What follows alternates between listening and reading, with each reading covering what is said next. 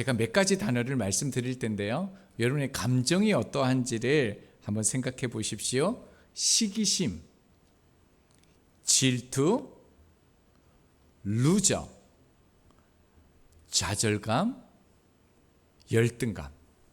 자, 이런 단어를 들었을 때 어떤 감정이 드십니까? 요즘 시대는요, 이런 것들이 계속 발생하고 더욱 부추기는 시대에 살고 있습니다. 혹시 인스타 하십니까? 페이스북 하십니까? 여기는 거의 안 하시죠.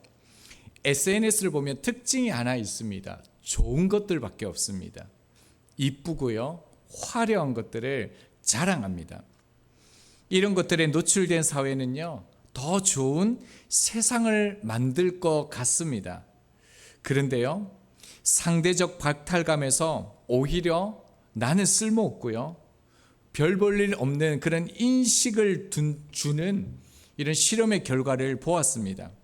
이런 것들 때문에 오히려 자신과 자기 삶에 대해 부정적인 생각을 하게 한다는 거죠. 자, 그렇다면 어떻게 하면 좋을까요? 이런 세상 속에서 이런 것들이 더 우리들을 부추기는 삶을 우리가 살아가는데 어떻게 하면 이겨낼 수 있을까요? 오늘 본문에요, 이러한 내용들이 잘 나타납니다. 본문 22절을 보면요, 그 후에라고 시작하고 있죠. 그 후에라는 것은 앞서 니고데모와의 그 대화 이후의 사건을 말하는 것입니다. 22절 말씀 봅니다. 그 후에 예수께서 제자들과 유대 땅으로 가서 거기에 함께 유하시며 세례를 베푸시더라. 예수님께서 유대 땅으로 가서 세례를 베푸셨다라고 말합니다. 자, 앞서 예수님은 어디에 계셨습니까? 예루살렘에 계셨죠. 지금 예수님은 유대 땅에 계시다라고 얘기합니다. 자, 그러면요, 예루살렘은 어느 땅일까요? 예루살렘도 유대 땅입니다. 그러니까 이 말은요, 예수님께서 예루살렘에 나오셔서 유대 시골 어느 한 땅으로 갔다라는 것을 말합니다. 왜 장소가 중요하냐면요, 계속적으로 이 장소를 통해서 오늘의 핵심 사건이 일어나기 때문입니다. 23절입니다. 요한도 살렘 가까운 에논에서 세례를 베푸니 거기 물이 많음이라. 그러므로 사람들이 와서 세례를 받더라. 요한도 살렘 근처에 있습니다. 에논은요, 물이 많은 곳, 이런 뜻을 가지고 있는데 사람들이 이곳에 와서 세례를 받았다라고 말합니다. 에논이라는 지역도요, 지금 어느 지역인지 알 수 없습니다.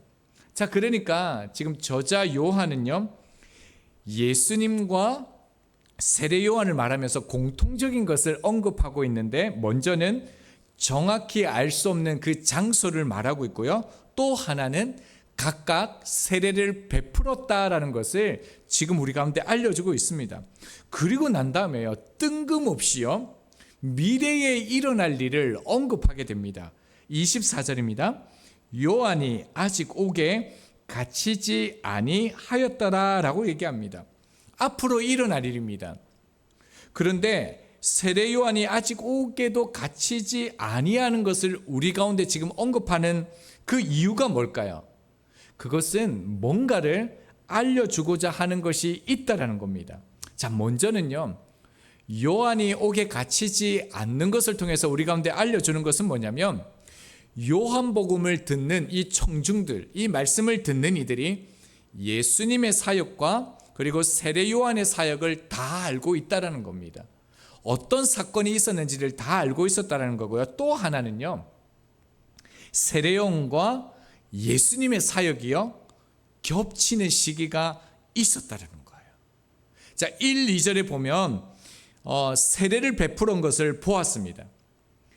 이 저자 요한은요, 예수님의 세례를 베풀었던 장소와 요한이 베풀었던 장소를 소개했습니다.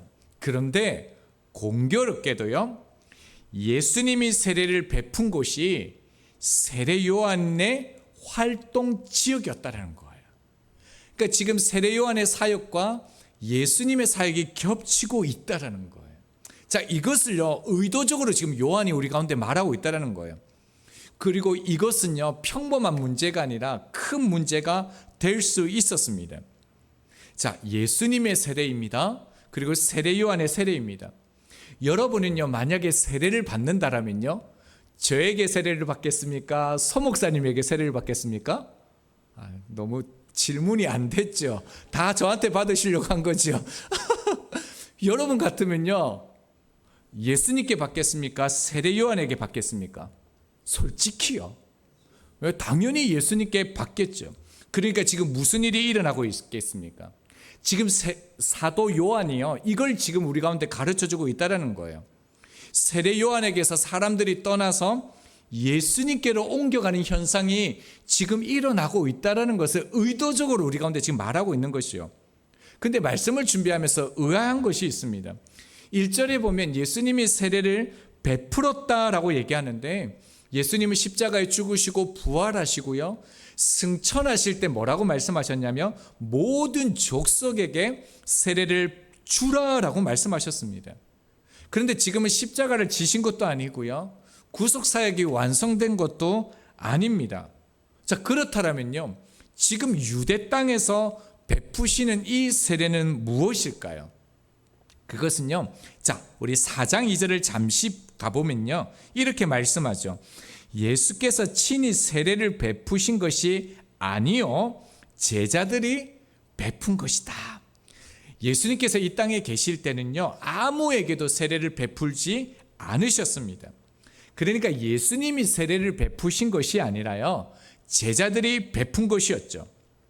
예수님의 제자들이 지금 세례를 베풀었는데, 문제는요, 이 세례가 세례 요한이 베풀었던 그 세례와 같은 것이었다는 겁니다.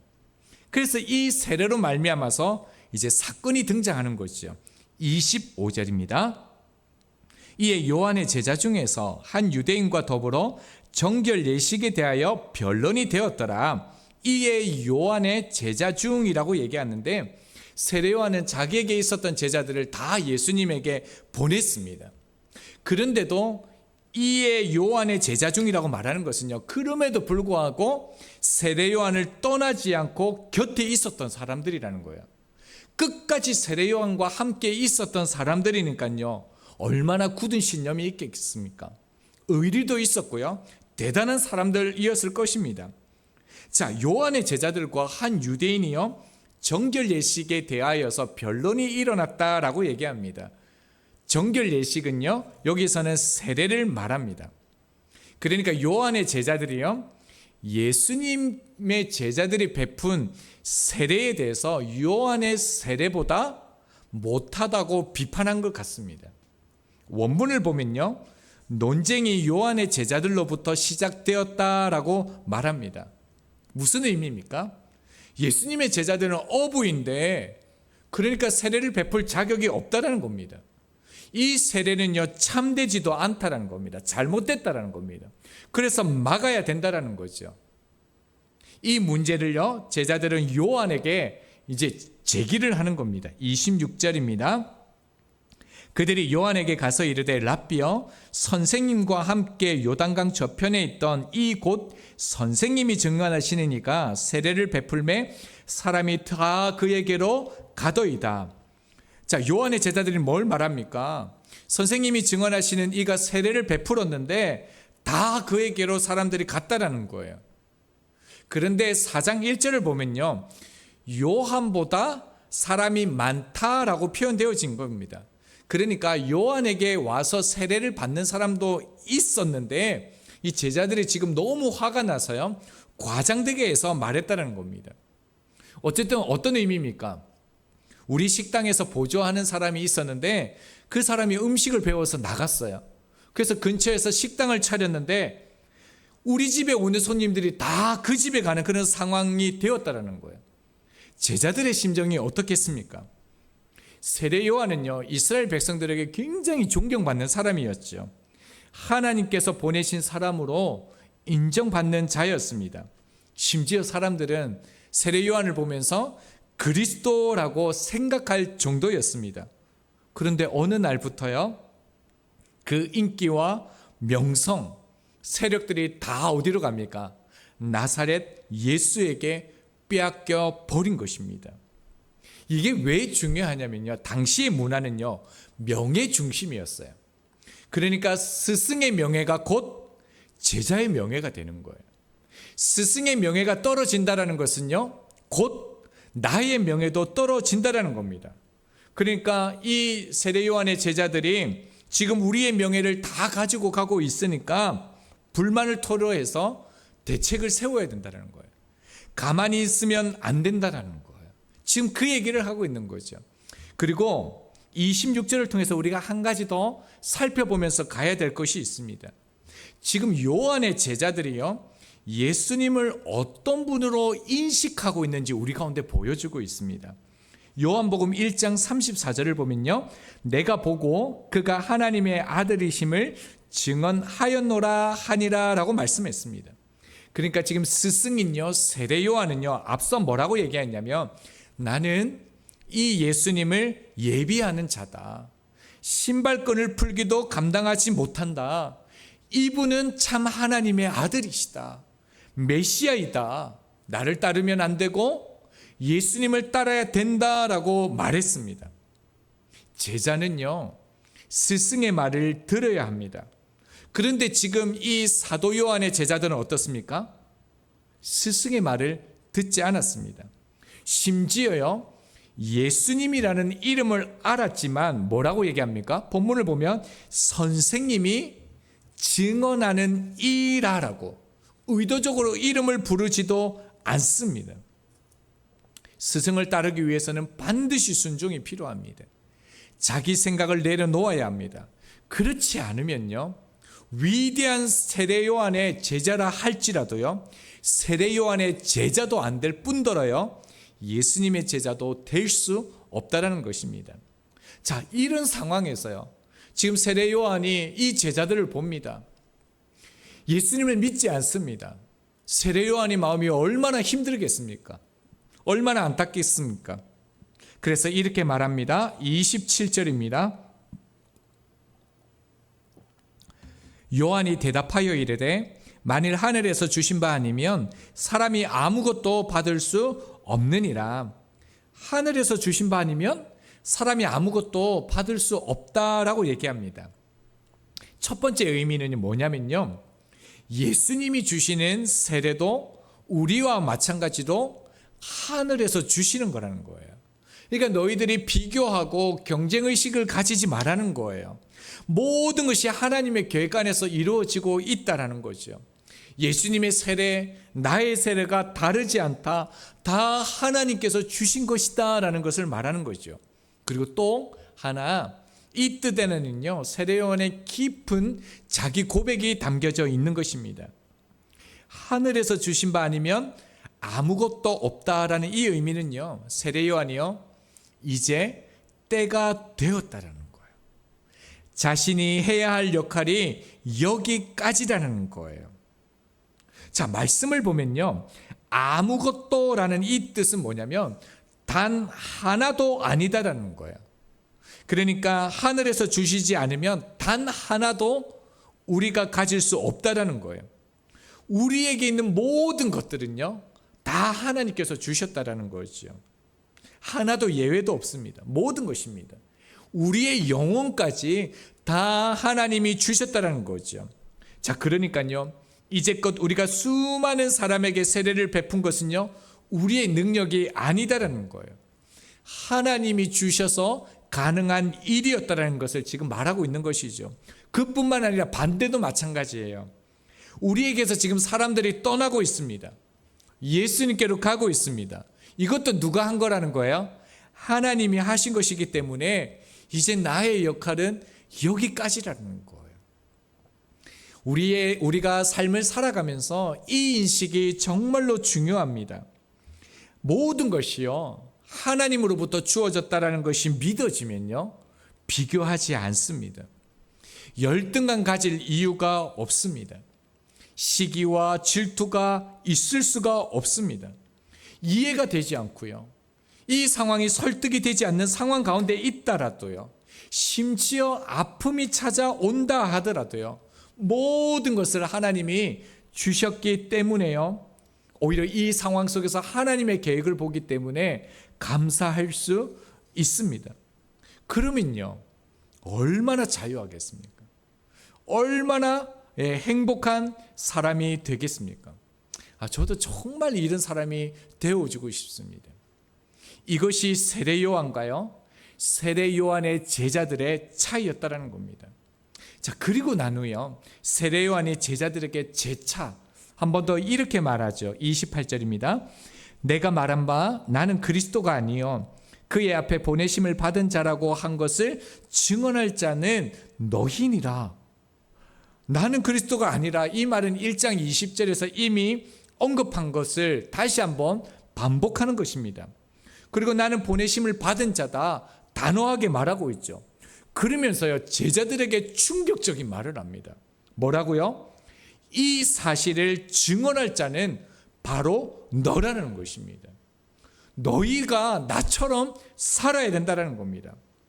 너희들이 이런 부르심을 가지고 너희들이 시기하고 질투하는 그 예수님을 오히려 따라가고 그 예수님을 믿고 그 예수님을 위해서 살아가야 된다는 이런 충격적인 말을 제자들에게 한다는 겁니다. 자, 제자들이 받아들였을까요? 이해했을까요? 알지 못했습니다. 그래서 세례 요한이요, 결론적으로 한 번 더 얘기하는데 결혼을 비유로서 이제 가르칩니다. 29절을 보겠습니다. 신부를 취하는 자는 신랑이나 서서 신랑의 음성을 듣는 친구가 크게 기뻐하나니 나는 이러한 기쁨으로 충만하였노라. 이해할 듯 이해가 되지 않는 말을 하죠. 자, 이건 뭐냐면요, 세례 요한은 당시 결혼식에 빗대어서 예수님을 신랑, 자신은요 신랑의 친구라고 지금 말하고 있다는 겁니다. 자, 유대 사회에서요 신랑 친구를 뭐라고 얘기하냐면 쇼세빈이라고 얘기합니다. 그러니까 지금으로 얘기하면요, 일반적인 친구가 아니라 웨딩 플래너, 그러니까 결혼의 모든 것을 주관하는 그 친구를 이제 쇼세빈이라고 얘기합니다. 그런데 지금 웨딩 플래너하고는 조금 다릅니다. 신랑의 이 친구 쇼세빈은요, 신랑과 신부 사이에서 중매를 담당하는 것부터요, 신부를 신랑에게 무사히 인도하는 역할, 그리고요 결혼식의 모든 것을 다 주관하고 책임지고 담당하는 사람이 누구냐면 이 신랑의 친구 쇼세빈이라는 겁니다. 혹시 기억하시는지 모르겠는데 이전에 유대 결혼식에 대해서 저희들이 한번 살펴보았는데요, 그 신랑과 그 아버지가 지참금을 가지고 신부 집에 오게 되어집니다. 자, 결혼을 승낙하면 어떻게 됩니까? 정혼이 이루어집니다. 법률적으로 이제 부부입니다. 그리고 난 후에요, 신랑은 아버지의 집으로 가서 신혼집을 준비하게 되어집니다. 그 기간이 약요 1년 정도 소요가 되어집니다. 쇼세빈의 그 역할 중에서 가장 중요한 게 뭐냐면요, 신부를 잘 준비하는 거예요. 신랑을 잘 맞이할 수 있도록 잘 준비케 하는 것입니다. 그리고 이제 결혼식 당일 밤 어둠 속에서요, 신부의 방을 지키던 쇼세빈은 신랑의 목소리가 밖에서 들려오면 어떻게 하냐면 크게 기뻐합니다. 신랑을 이제 맞이하는 거죠. 그래서 말씀을 보면요, 끝에 보면 뭐라고 얘기합니까? 충만이라는 단어를 썼습니다. 이거는요, 물이 넘치기 직전의 기쁨을 말하는 건데요, 이 쇼세빈은요 이제 문을 열어서 신랑을 환영합니다. 그리고요 신부에게로 데려간다는 거죠. 그리고 난 후에 일주일 동안요 결혼식을 진행하는 것입니다. 자, 신랑이요 그토록 기다렸던 신부를 만나니요 1년 만에 만나니 얼마나 기뻤겠습니까? 얼마나 행복했겠습니까? 그래서 물이 가득 차서 흘러 넘치는 이 표현을 쓰는 것입니다.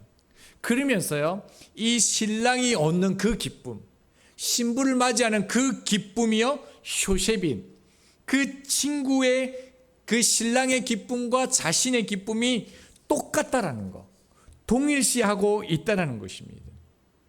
지금 세례 요한이 제자들에게 이것을 말하고 있는 거예요.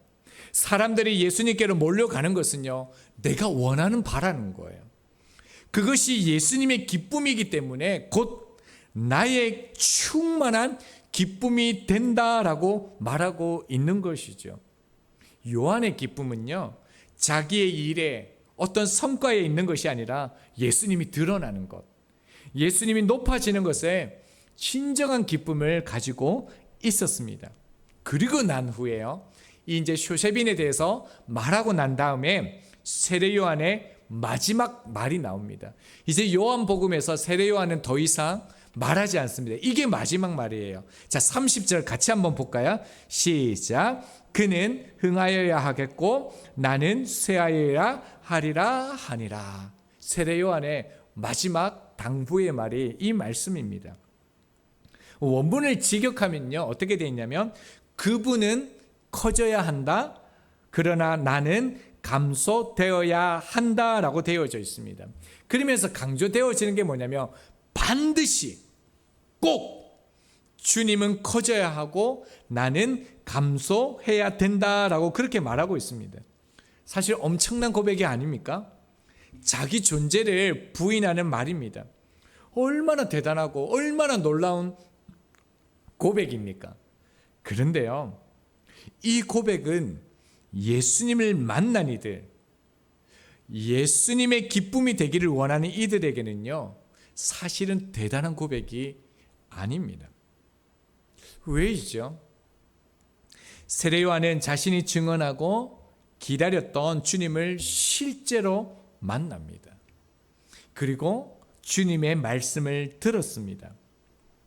그러니까요, 주님 앞에서 주님을 만난 이들은 이 고백이 대단하고 놀라운 고백이 아니라요, 전능하신 하나님의 아들을 만난 이들이 할 수밖에 없는 고백이었다라는 거예요. 예수님을 만나는 이들은요, 자신이 아니라 예수님을 위해 살 수밖에 없습니다. 어떻게 주님이 흥하실 수 있습니까? 그것은요, 내가 쇠하여야 가능합니다. 자기 부인이라고 그러죠.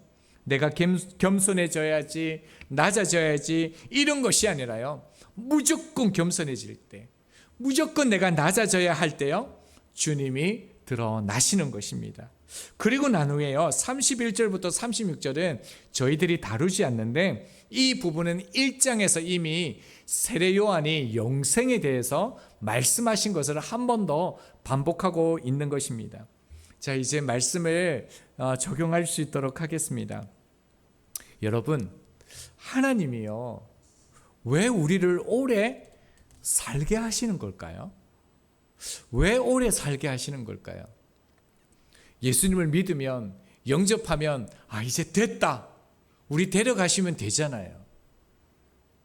우리가 살면 살수록요, 죄만 쌓여져 가는데 왜 하나님은 우리를 오래 살게 하시는 걸까요? 저희가요, 신랑의 쇼세빈, 친구가 되게 하기 위해서라는 겁니다. 세례 요한의 상황을 보면 사실은 지금 상황이 어떻습니까? 다 떠나는 상황이에요. 아무도 남지 않는 홀로 된 시간이죠. 그러니까 상대적 박탈감이요, 어쩌면 쓸모없고 별 볼 일 없는 사람이라는 인식을 충분히 받을 수 있는 그런 상황입니다. 자신과 자기 삶에 대해서 부정적인 생각을 가질 수 있습니다. 이것이 정상적인 감정이죠. 그런데 그는요, 전혀 그렇지 않았습니다. 오히려 진정한 행복과요, 평화를 맛보고 있습니다. 자기 제자들을 향해 너희도 나처럼요, 신랑의 친구가 되라고 말합니다. 자, 신랑 친구의 역할이 무엇일까요? 저는 그것을요, 고린도전서 10장 24절에서 찾았습니다. 누구든지 자기의 유익을 구하지 말고 남의 유익을 구하라.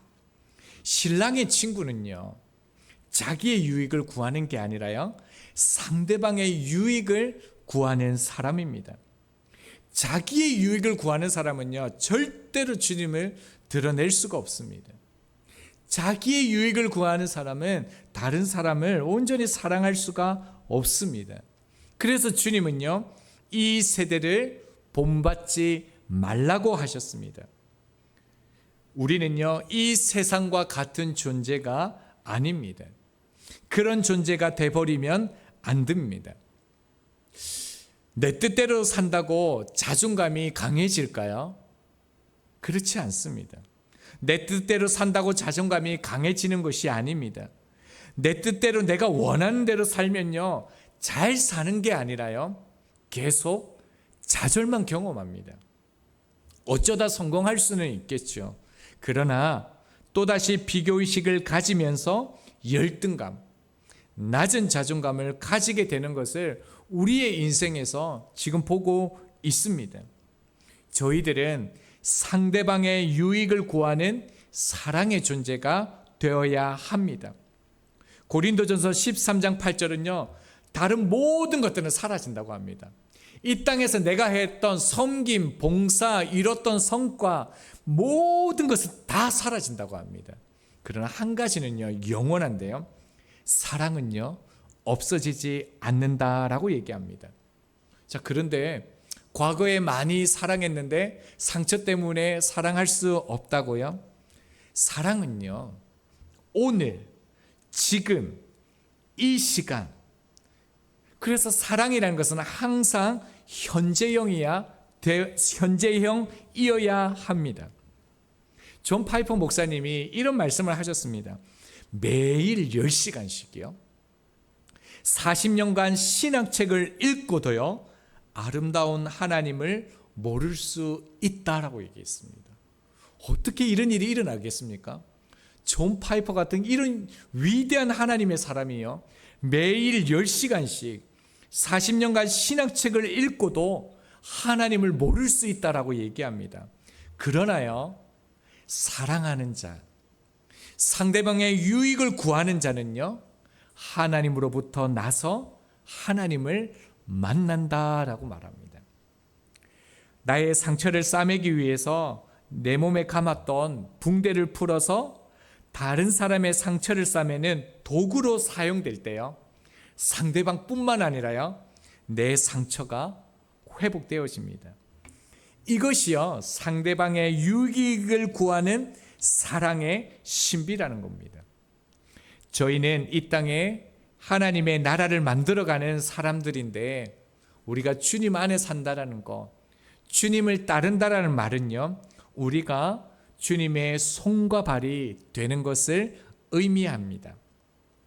저희들은 예수님을 말하는 사람이 아니라요, 나를 표현하는 말이 예수님이 되기를 원합니다.